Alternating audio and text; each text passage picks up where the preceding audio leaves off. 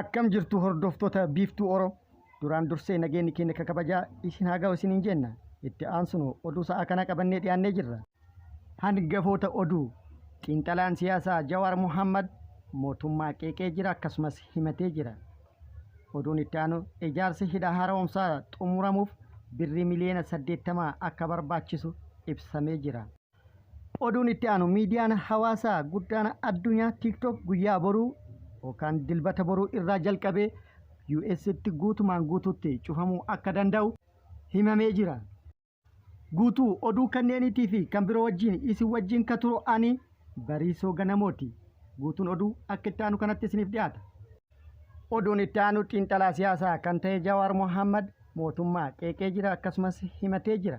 Jawaar Mohammad yeroo mana hidhaa seenetti mootummaan koompiyuutara isaa dabalatee yaadannoo isaa tokkollee osoo hin hambisin akka jalaa fudhate himee jira. Akkasumas na jalaa fudhate jechuun qeeqellee himateellee jira. Xiinxalaa siyaasaa Jawaar Mohammad Kadiroo Elmoo wajjin afgaaffii taasiseen waa hedduu kan kaase yoo ta'u waan muraasa isaa akka armaan gadii kanatti qabadhee jira. Afgaaffii taasise irratti hin gaabbu akkasumas hin seena'u jechuudhaan irra deebi'uun dubbatee jira. Waa'ee kitaaba barreessee irratti walqabatee gaaffii dhiyaateef kitaabicha sammuu isaa keessaa akka barreesse dubbatee jira. Sababni isaas mootummaan koompiyuutara isaatii fi yaadannoo isaa tokkollee osoo hin hambisin guutumaan guutuutti jalaa waan fudhateef kanarraa ka'uudhaan itti gargaaramuu akka hin danda'in ibsee jira. Kitaaba barreessee walqabatee hin gaabbu jecha jedhu maaliif filatte jecha jedhuuf ani ammallee hin gaabbu akkasumas hin seena'u jedhee jira. Qabsoo keessatti waa hedduu dabarsinee jirra. Ittis milkoofnee jirra. Akkasumas wantoota ni raawwadha jedhe hedduu raawwadhee jira. Kanaanis itti milkaa'ee jira.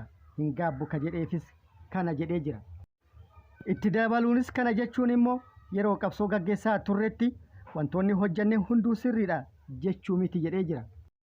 Dogongorri hojjanne ni jira. Ta'ullee wantoonni milkeessine salphaa miti. Kanaaf hin gaabbu jedhee jira. Walumaa galatti bu'aan qabsoo ture pozitiivii waan ta'eef kan hin gaabbineefis kana jedhee jira.